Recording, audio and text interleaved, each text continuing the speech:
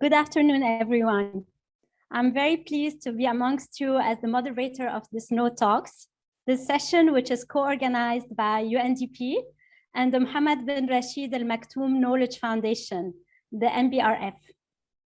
In case you prefer to listen to the session in Arabic, there is simultaneous translation available.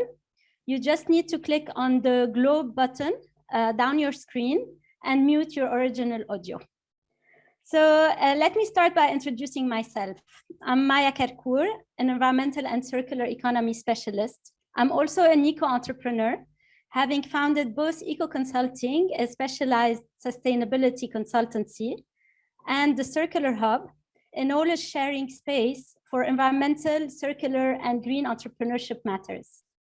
I have also been training and coaching eco-entrepreneurs, focusing in particular on circular and eco-design principles. As you know, our knowledge for all talk today is on the circular economy and circular business models. We will talk about how it offers a clear vision and practical steps to tackle climate change, while smartly addressing nature degradation, waste, pollution, and more. Actually, the topic comes in very timely since, as you know, at the moment, world leaders, environmental activists, institutions, NGOs are currently meeting at the COP26 in Glasgow to make progress on dealing with the pressing climate crisis. So it is my pleasure to introduce you to our speaker, Ms. Elisa Tonda. Elisa is the head of the Consumption and Production Unit at the UN Environment Programme, UNEP, Economy Division, whose main goal is the promotion of sustainable production and consumption policies, practices, and initiatives through the engagement of governments, the business community, and civil society organizations. The unit is the organizational focal point also for circular economy initiatives and projects. Prior to that, Elisa worked in UNEP office for Latin America and the Caribbean and in the UN Industrial Development Organization. Before joining the UN, she worked in the private sector in the promotion of environmental solutions. Elisa has a master's degree in environmental engineering from the Polytechnique of Turin, Italy, and in sustainable development from the University of London, UK. Elisa, very nice to have you with us. The floor is yours. Thank you very much, Maya. Thank you for the introduction. And it's such a pleasure to be with all of you today. A good day to everybody. Good morning, good afternoon, or good evening, depending on where you're connecting from. And as Maya somehow alluded to already in the introduction, I would just want to kickstart our conversation, just giving few elements of the context in which this conversation is happening, and maybe just send across through these initial slides that I will use just to trigger a little bit our discussion, to give a sense both of urgency, how urgent it is, the conversation that we're having today, and also a sense of opportunity, how strategic again it is that today we're discussing of the opportunity of circular economy and the circular business model. And to do so, I'll be using few slides, few images that I hope will come very soon on your screens. And Maya, you will alert me if there is any problem with the slides. Sure. And I'll start just painting a little bit the picture of where we're coming from. And where we're coming from is, let's say, acknowledging the fact that the way in which we have been using the resources of our planet has been increasing at a totally unsustainable pace. So we are requiring resources that, as you see reflected in the image on the screen, has been growing by a factor of 3.4 between 1970 and 2017. But actually what is also very much concerning is that if we do not do anything about that, we will actually double our need of resources, the resources that we're going to need to extract from our planet by 2060. So we will need 190 billion tons of resources to maintain the way in which we're living today. There's one caveat I want to add to this statement, which is that you shouldn't, however, take this figure as a figure which spreads homogeneously across the world and in different countries. We are actually aware that high-income countries are actually consuming 13 times more per person, so 13 times more than low-income countries. And that the richest individuals, the billion richest individuals consume an estimated 72% of the resources of the planet, while the poorest 1.2 billion consumes not even 1% of those resources. And I'm starting from this picture also to link us to some of the elements that Maya has alluded to. So the way in which we extract resources from our planet for our life, to get food, to get fuels, to get metals, to get minerals for our activities, has actually a very, very significant impact on climate change and on our relationship with nature. The extraction of and the processing of those resources is actually responsible for almost half of our climate impact, and can be responsible for up to 90% on our impact on nature and biodiversity.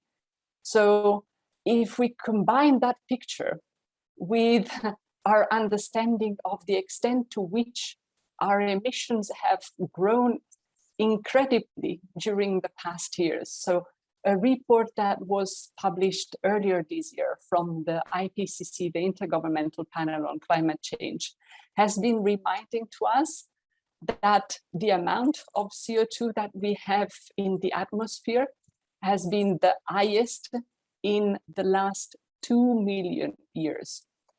And that every year continues to be warmer than the following one since the year 1850. And we experience that really very much daily with extreme weather conditions, with unexpected changes in our climate. And this goes beyond, let's say, our attention to nature. I'm sure you're all familiar with the fact that this has also very significant economic implications and has created huge financial disasters in certain zones of our planet. So we have, let's say, a worrisome situation. And as you know, just as we speak, world leaders and environmental leaders are meeting in Glasgow at the COP26, the climate COP26, and are discussing how to revert these trends. And you know that a lot of countries have been putting forward their commitment, their ambition in terms of what they want to do to address climate change. And I'm using this image, which actually comes from a report that was launched less than 1 week ago. The report is called the Emission Gap Report and shows literally the gap between what has been currently promised and committed and what we would need to reach the objectives of a stable climate in which we can all live safely. And those arrows that you see on your screen are actually really pointing to the size of the gap to reach a scenario 2 degree, and the size of the gap that would enable us to reach a scenario of 1.5 degree temperature increase.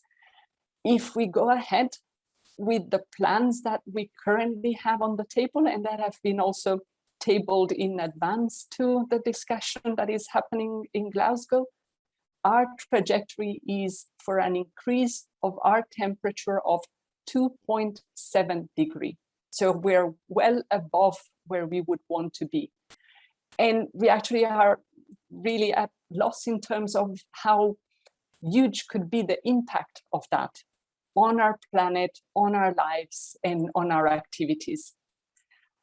I'll continue a little bit more on the gloomy side, but I promise I'll come on the bright side very soon, because I would want just to add a further element. So we've been talking about extracting resources from our planet and how the trends and the trajectory are skyrocketing. And I'm sure it is very, very obvious for all of you that this is also having very strong impacts on nature, on our ecosystem, on the beauty of nature around us. And actually what we are already starting to experience, and you see the black part of the graphics that you currently have on screen, is that we actually have significantly deteriorated the nature and the ecosystems that are around us. So we have ensured that half of Earth's forests have disappeared. And we have threatened the survival of 1 million animals and plants. 2/3 of our marine life is under threat, either because of overfishing or because of plastic pollution.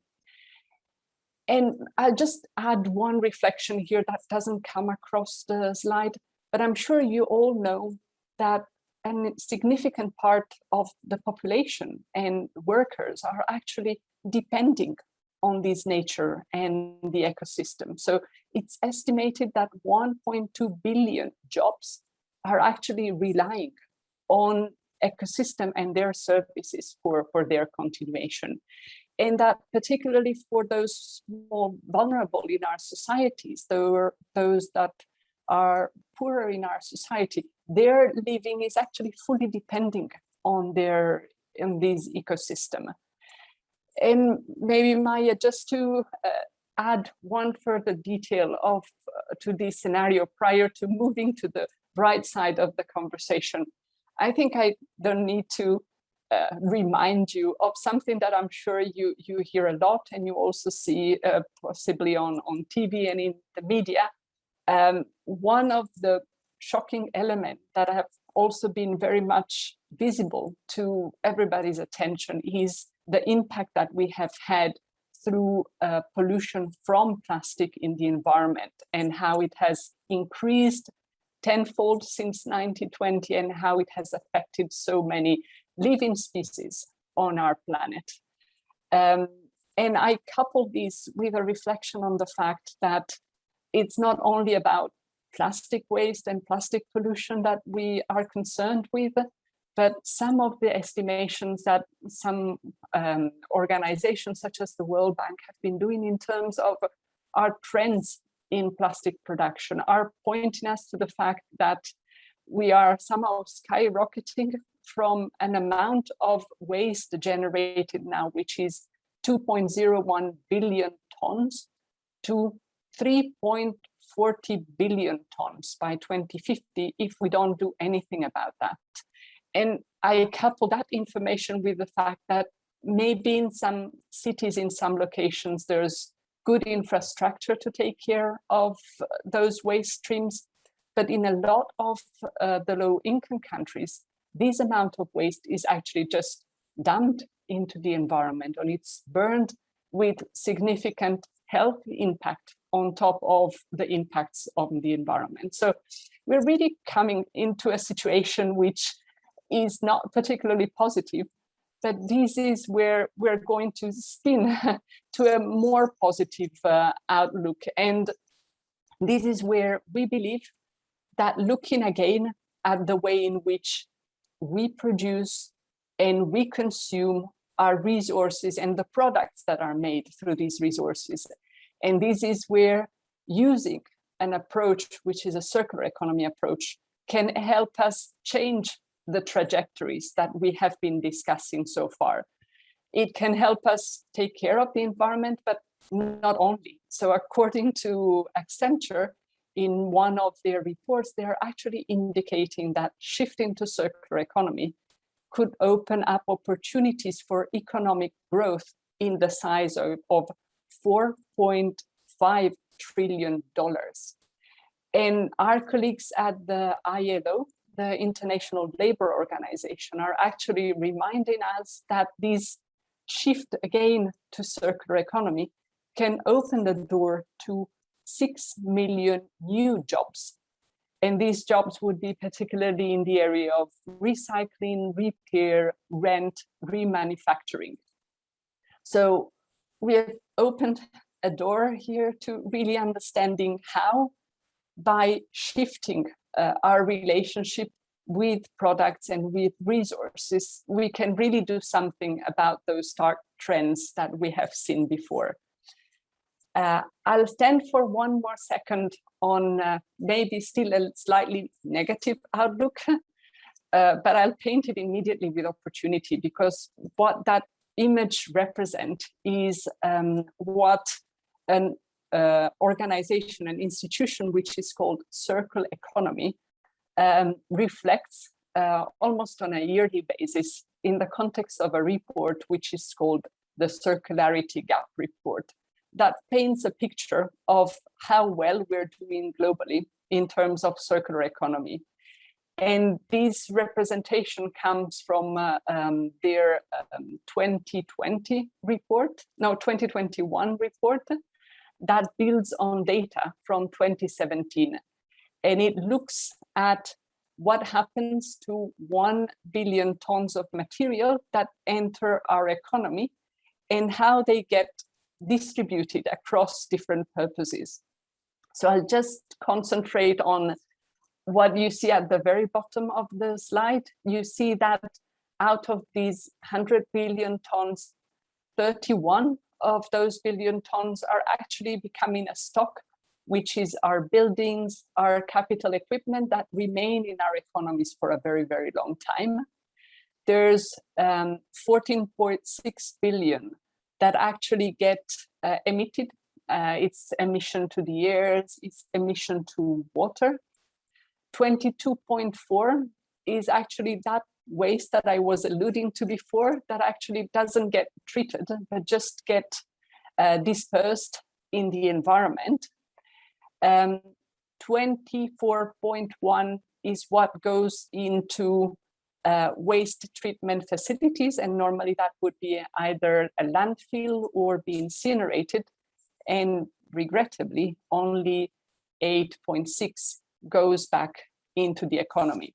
So if we're looking at, let's call it today's outlook of the circular economy, we might broadly say that we really have a lot to do, a lot of potential ahead of us to turn our economy more circular.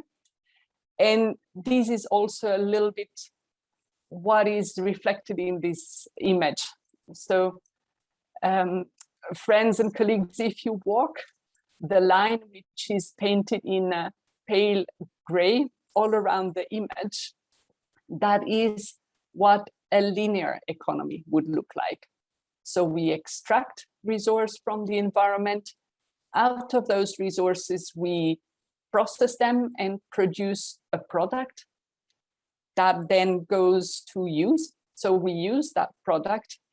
And when we have finished using that product becomes a waste.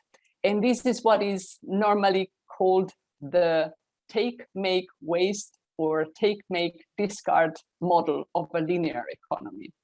What we will be discussing today is how we can transform that line into a circle, and what is the power of circular economy, of creating all those colorful loops that you see in the slide that enable us to really promote a behavior in the economy, in the society, that keeps resources in the economy as long as possible, that value resources in the economy for as long as possible, and make sure that we really take full advantage of those resources prior to eventually at a certain point in time having to discard them.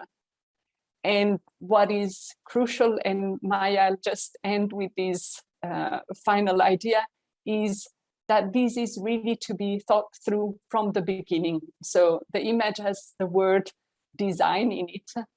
And this is really an important framing factor that we really need to think circular economy at the very, very beginning, upfront, to be able to create that circular economy. So Maya, I'll stop sharing immediately to just move ahead with our conversation. Maya, thank you very much. Thank you, Elisa. A very interesting presentation. Just before we continue, I would like to remind our audience that if you have any questions you would like to address to Elisa, please drop it in the Q&A box that is at the bottom in the middle of your screen. So please send us your questions. At the end, towards the end, we will be filtering the questions and selecting a few ones to address to Elisa. So back to you, Elisa. Thank you again for the presentation. It clearly highlights the urgency of acting now. We're indeed no longer in a position to delay this transition, not only to cleaner renewable energy, but also we really need a big shift, really a big shift in the way we operate, in the way we extract our natural resources, in the way we process them, and in the way we use them and dispose of them, of all these natural resources, which are extremely precious. So the pressures on these resources, as well as the degradation of nature, ecosystems, and biodiversity is tremendous, as you have shown, and totally unsustainable. I would like to ask you to explain, though, a little more this last slide that you've shown, where we see a lot of these circles. So often, we think about the circular economy as one loop, one circle, but actually it's made of a multitude of different circles that make sense. And I think you mentioned that they're called, in a conversation we've had, that they called the 9 R's. We're all familiar with the 3 R's, the reuse, reduce, recycle. But how do we get to the 9 R's? Indeed, Maya, and there's a bit of history around the R's, if I may take just 1 second for an anecdote, because it's true. We started thinking about behaviors for more, let's say, closed loop solution, for more circular solution, by starting from the 3 R's. And then we moved actually to the 6 R's for quite some time, where we have been adding also recover, redesign, and remanufacture to the 3 R's that you alluded to. And we pushed it even further to the 9 R's, where we are actually also adding refurbish, repair, and refuse. Because one of the interesting aspects around circular economy is really about the multiplicity of opportunities, but also the multiplicity of actors that need to be well aligned in this conversation. So in the circles that were reflected in that slide, while you were seeing an overarching circle which was around reduce by design, so think early at the design stage how you want to build circular economy into the product, into the production process that you are concentrating on. Then there's a number of other options that come into play, and it's fair to say that the solution is frequently a combination of these options when it comes to real life. So you've seen, Maya, there were a few smaller loops that were around the user, and these would be what we might think traditionally as the consumer, the individual that is buying and using a product.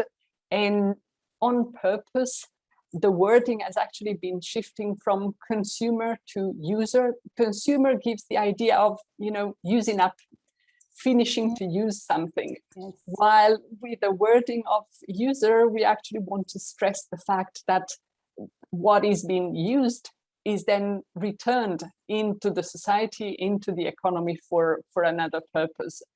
And there's these smaller loops in the representation that are actually really very much fully in the hand of the user, of the consumer. And Maya, I think this is something that it's worth stressing, because not very frequently when we talk about circular economy, we really also put on the stage the very important role that each of us as user, as consumer, can play in creating a circular economy. And there were 3 loops that were connected with the user. One which was around refusing. So we actually have in our hands the opportunity to say no to certain products because they might be useless. They might be problematic for the environment. They may contain problematic or hazardous products. But we can also reduce, maybe slow our consumption, maybe keep what we are consuming for longer.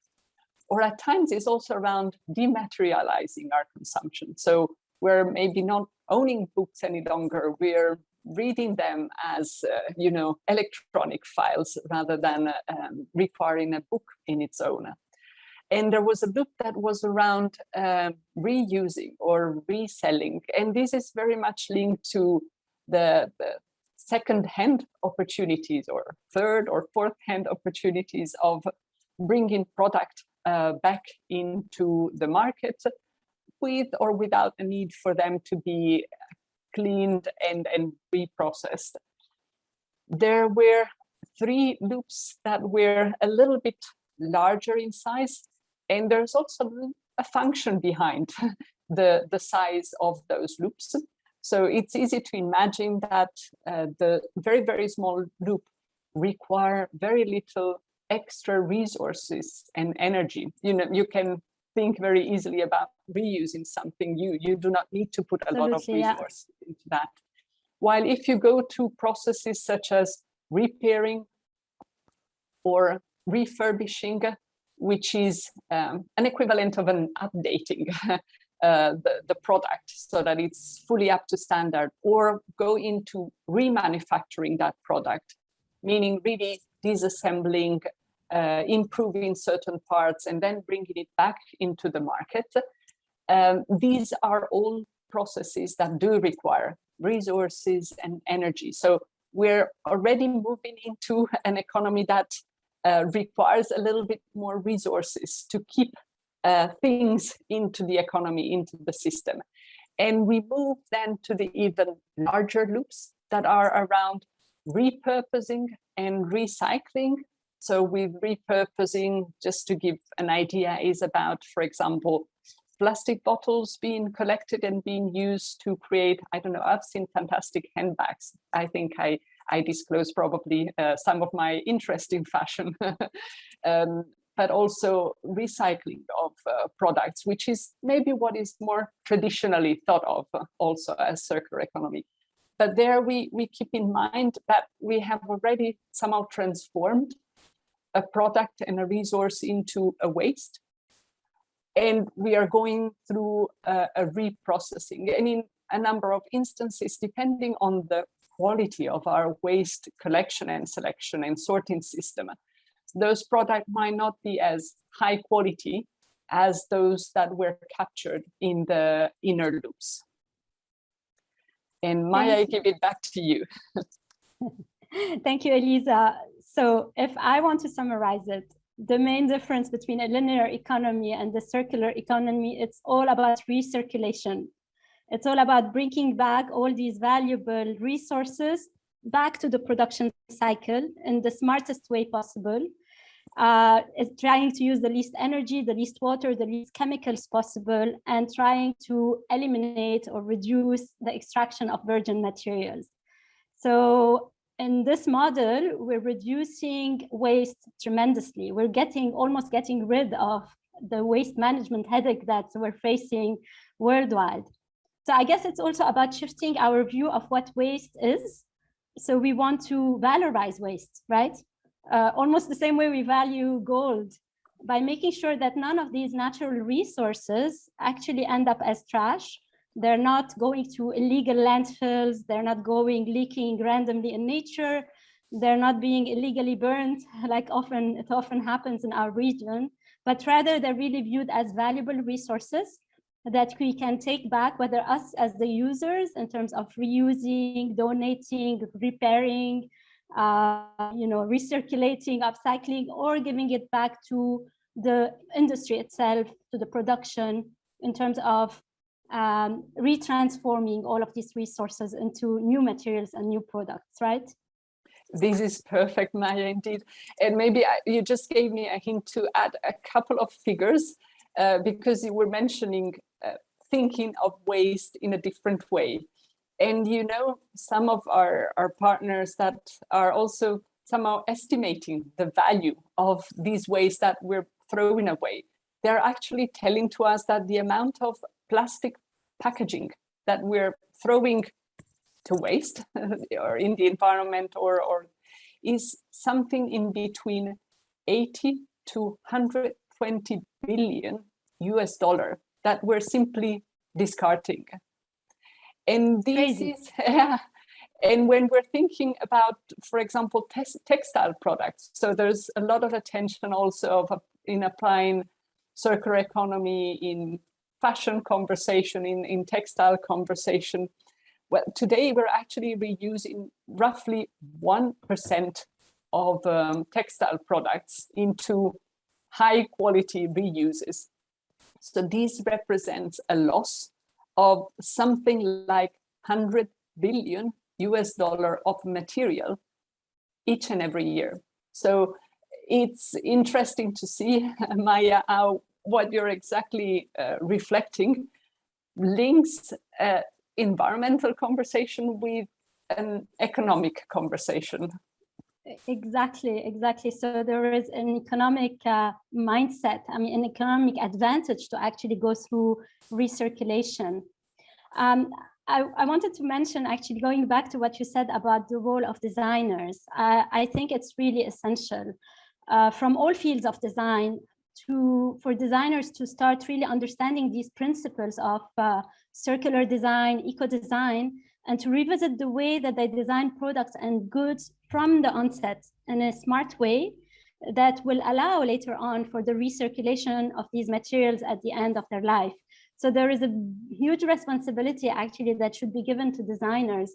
I'm hoping that teachers and university teachers around the world are listening, because it's really important to entrench this mindset into the way of designing of the younger generation, so that we can come up with products that can easily be disassembled, that can be reintroduced back into the system of production later on. That also there is a big role for communication in terms of communicating very clearly what to do with these products in order to maintain them longer, to use them longer, to actually introduce them back, give them back perhaps to the supplier or the manufacturer, so that something is done with them rather than them accumulating into waste. Personally, I've been actually working very closely since many years with green entrepreneurs in the region. And I see that for many of them, all these environmental challenges are actually giving them an opportunity to be more innovative, to be more creative, to come up with smart solutions and also mechanisms that make sense and also benefit not only nature, but benefit their local communities, benefit the society at large. Because as we know, anything that we do that will benefit nature is also going to benefit us. It will be healthier, less polluting, better for us. So yes, I thought that this was... Apologies, I'm going to interrupt you. And of course, you just triggered another reflection, because what you mentioned about having the right skill set, the right knowledge and the right information is absolutely crucial. And it's crucial because working in the context of a circular economy, as your experience teaches, working with eco-entrepreneurs, is really at times about creating totally new businesses that didn't exist before. And this requires really having the knowledge, the preparation, the experience, the mindset to be able to operate in the context of these new economies. So it's really fundamentally important that there are also investment made to make sure that those who will be current and future leaders are really prepared to operate in this system. And let me also add that everybody, even today's workers, are ready for the shift in circular economy, because it is possible that certain jobs will change because of us wanting to shift to a circular nature of our economy. And therefore, it's important that no one is left out of this transformation. No one is not given the opportunity to be part. Hence, the aspect of knowledge, of education, is again one of those aspects which is probably underestimated within the conversation on circular economy, but really needs to be put at the fore. Yes, I entirely agree with this, absolutely. And indeed, I can see that many new business models have actually emerged from this circular way of thinking for entrepreneurs and designers who have been following this path. For instance, many have moved from a model of ownership of goods to what is called the sharing economy, where businesses, instead of selling a product, actually either lease it, rent it, or offer it on a subscription basis.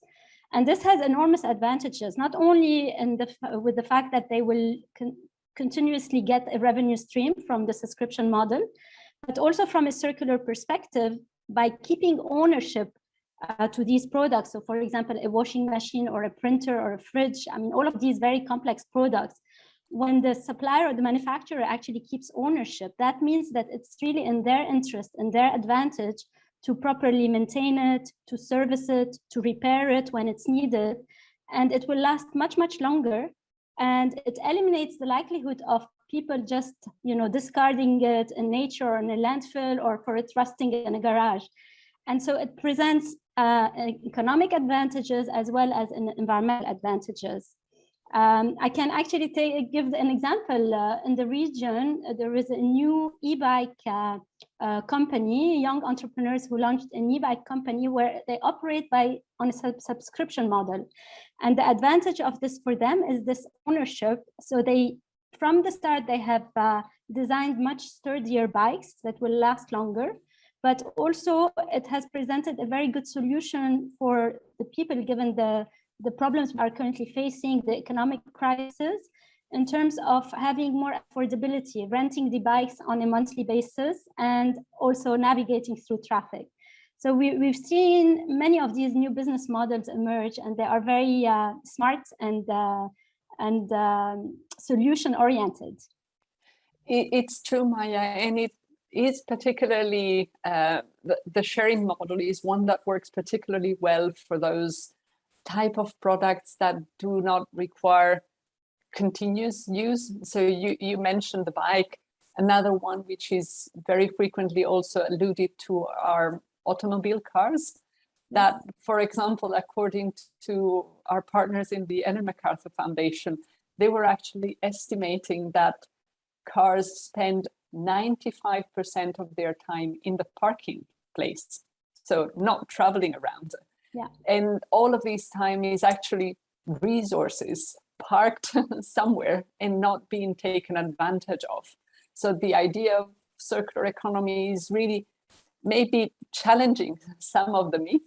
The one that you refer to is the one of ownership. Do we really need to own a product, or should we actually be pleased of having our needs and addressed in maybe in a different way, in an innovative way, which is renting something rather than having to possess something? And Maya, just to put on a similar line, another example on the table of a different actor in the system, taking an active role into a product service system. So we have seen some governments that in the context of their procurement, what government buy, they can also lead by example and help shape and transform the market. So we have seen some governments that, for example, for large surfaces such as airports, they have started buying the service of lighting rather than having to buy light bulbs. And this is totally aligned with what you were saying, Maya. So they don't have to bother about, choosing the right lamp for the right place. They would not be the experts, but leave into the hand of a company the service of providing the right level of lighting in different spaces of the airport, so that the most efficient solution overall is being adopted. And indeed, that's really very much in line of reminding us that there are different protagonists in the circular economy, and there's really an important role that everybody can play into this context. Yes. Actually, Elisa, can I ask you about the potential of employment that is associated with the move to a more circular economy? Because often companies and people resist change. They fear that changing the status quo, the way we operate these linear businesses, may result in the loss of jobs, established jobs. What's your opinion about this? So I think it's a very fair point to bring up, and it's also a delicate one, because the response might change a lot on a sector by sector basis. And if I may, as some of the elements of our conversation were also linked to a context of a greener recovery from the challenges that we have been facing in the context of the pandemic, I don't want us to forget that we're actually coming from a point in time where according to our colleagues from the ILO, the International Labour Organization, we actually have lost an equivalent of 255 million full-time equivalent jobs in the year 2020.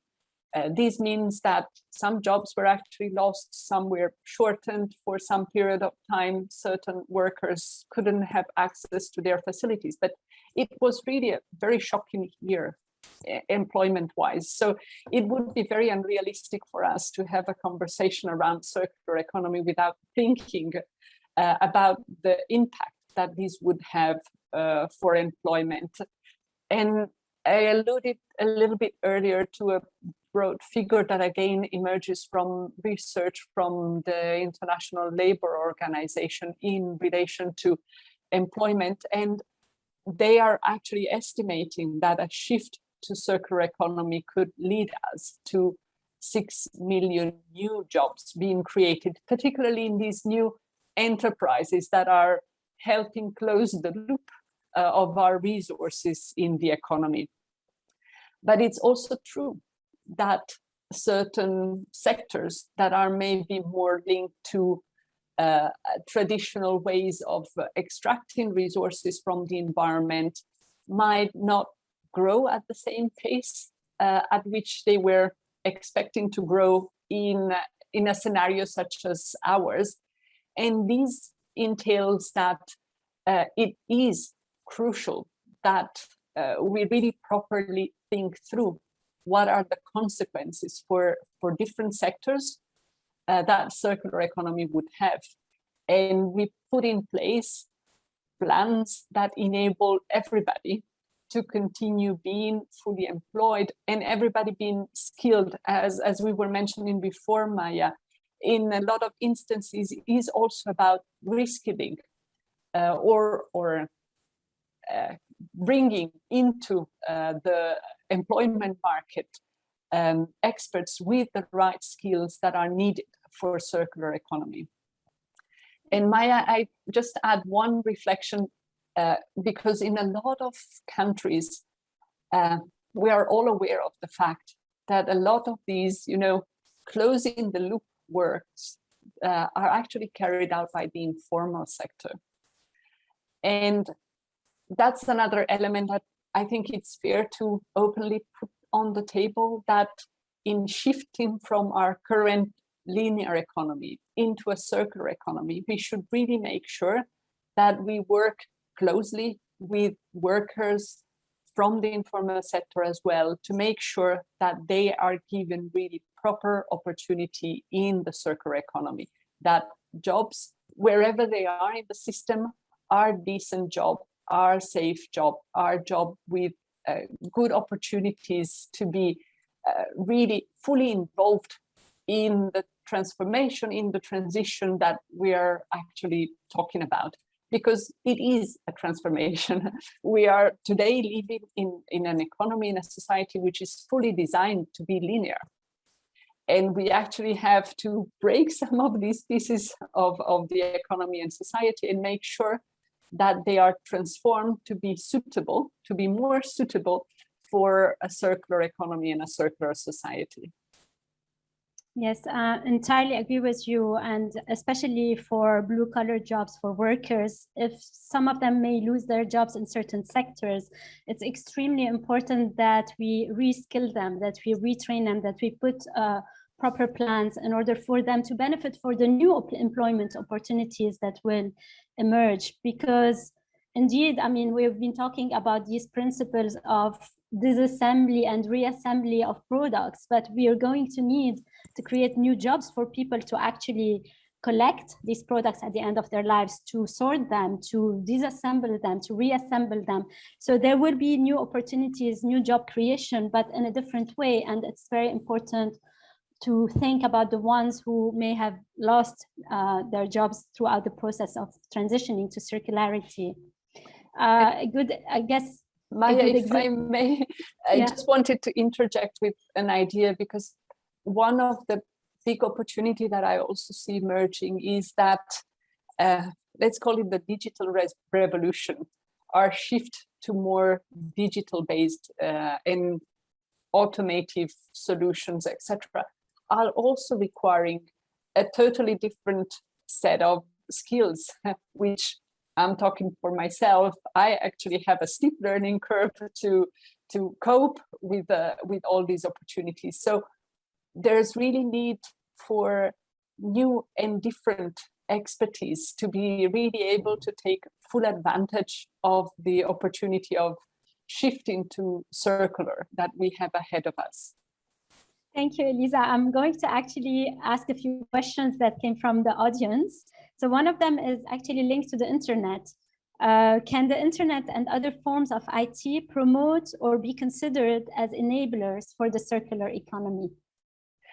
Well, Maya, one of the idea that was coming to my mind while you were reading the question is that, you know, particularly in the past month or couple of years, we have been shifting a lot to buying on the internet and making our choices and our decision as consumers or users on the internet.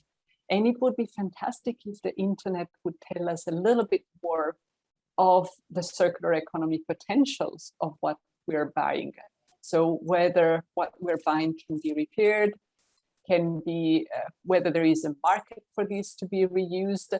There's also very interesting apps that are coming up and flourishing in different parts of the world that are giving opportunity for second and third and fourth life to our products. That's generally a way in which the internet can be of help to trigger a more circular economy. Yes, I agree. Another question is actually linked to the COVID crisis. So how the coronavirus crisis affected the reconsideration of the prevailing economic methodology?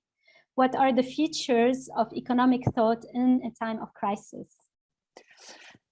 Well, Maya, I think the situation which we have lived in the past months and years has been one that has been showing the fragility of the system in which we operate. A very long and fragmented system with a lot of actors that are maybe not really known, are just a number on an invoice. A lot of smaller enterprises that were not well connected with the rest of their supply chain that actually have been left behind, that have been suffering from the crisis that they have been put in front of. A lot of workers that, as we mentioned before, have been losing their employment and their living opportunity. And where we come in with the idea and the increased attention with circular economy is in terms of really being able to create stronger and more diversified networks that are part of our supply chains, where there is a clearer and deeper connection between the actors of the supply chain, but there are also understanding of opportunities, possibilities. We all know that a number of supply chains have actually been shifting more towards local rather than the global supply chains that were before the crisis. And this is also part of really understanding the system that we were discussing before, from extraction of resources until their use in the economy. If we have a good understanding of that, if we have reflected on that and explored which are the best opportunities that we have for a sustainable, resilient, and respectful for the environment system, then we are at a good stage to really be able to reinforce our economy and the networks that are really part of our economy. Yes, I totally agree with this. And I can actually give a good example to illustrate. Farmers in our region have especially been affected by the higher costs of imported synthetic fertilizers that they heavily rely on. But this has actually opened a very big opportunity for new entrepreneurs, active entrepreneurs, to create new business models in terms of composting, building new composting facilities, putting together the mechanism to produce good quality compost locally and to offer it at an affordable price to local farmers. So this has not only benefited vulnerable local farmers, but also if we think about the impact on the environment and on our health, the reduction of these synthetic fertilizers is also extremely positive. So it's a win-win situation, and it makes also the model more resilient, like you said. I'm going to ask one last question from the public because we're unfortunately running out of time. So a question that came is about the fact whether a circular model can be applied to any area of entrepreneurship. I would say, Maya, in principle, yes, but it would not be, let's say, a copy and paste of another model. So when we start working with enterprises, and I guess, Maya, you're even more experienced than I am, the starting point for the conversation is really to understand the context in which these enterprises placed, where its resources are coming from, where they are going, how the process is structured, what are normally the trends in the sector in which that enterprise is placed, what are the benchmarks, where is this company position itself compared with a standard that exists internationally, and really help with that configuration, with understanding what is a little bit the ecosystem around this enterprise? What are the real opportunity for circularity for this specific enterprise? So I'm confident that there are opportunities for enterprises in whichever context they are, but it is very likely that these would be unique to that enterprise because they are really based on the configuration that surrounds them, on their specificity and on their network. But Maya, I'm sure you have more experience than I even have. Thank you, Elisa. Yes, I guess I can add to this. I personally believe that in any area of entrepreneurship, there is room for improvement and moving towards circularity. It's a step-by-step approach. Of course, I mean, you cannot achieve it in one day. It's hard work, but at the same time, it's very innovative, creative. It opens up new opportunities. It opens up opportunities for collaboration also with other like-minded entrepreneurs. And currently, there are many tools available, developed by institutions, available also online, that entrepreneurs can actually follow to go through this step-by-step approach to understand how can they change their business model to a more circular business model throughout the whole life cycle of the product that they are producing, but even the way that they are servicing their service or servicing the product. And one of them, I mean, for the entrepreneurs who are here with us, a good tool that I would recommend to look at is theswitchers.org. It's a free tool that is available in 3 or 4 languages that goes through the whole eco-design methodology and can be used. So definitely it is something that can be adopted by the majority. So Elisa, unfortunately, we only have 5 minutes to wrap up. I'm going to ask you one last question. In your opinion, what are the main barriers to transitioning to a circular economy? And what are the game changers that can accelerate this transition to a circular economy? Maya, we've been touching upon a good number of them, and yes. I'll just quickly recap them. So one is maybe linked to the very special moment at which we're having the session, which is a moment in which a global discussion is happening on an agenda such as one of climate change. And there will be others that look at the agenda of biodiversity, the agenda of waste, the agenda of chemicals, and bring in more systematically the solution of circular economy into that conversation is an important way to also engage our leaders to the importance of creating the right conditions for a shift from the current linear system to a more circular system. A second point that I would like to bring to the table is that when we're starting to work with partners in different countries, we continue to be confronted with a society and an economy and infrastructure and the solutions that are thought for a linear system. And we really need to challenge the infrastructure, the policies and the regulation to make them fit or more fit for circular economy. And I believe there are interesting opportunities that are again coming at this very specific point in time. So a lot of countries have been setting aside resources for the recovery. And some of them have been prioritizing a green recovery. And some of these resources are actually targeting enterprises and maybe even smaller enterprises or startups. These could be a very important boost to really push for that transformation that is required of the basic infrastructure of our society to be more fit for circularity.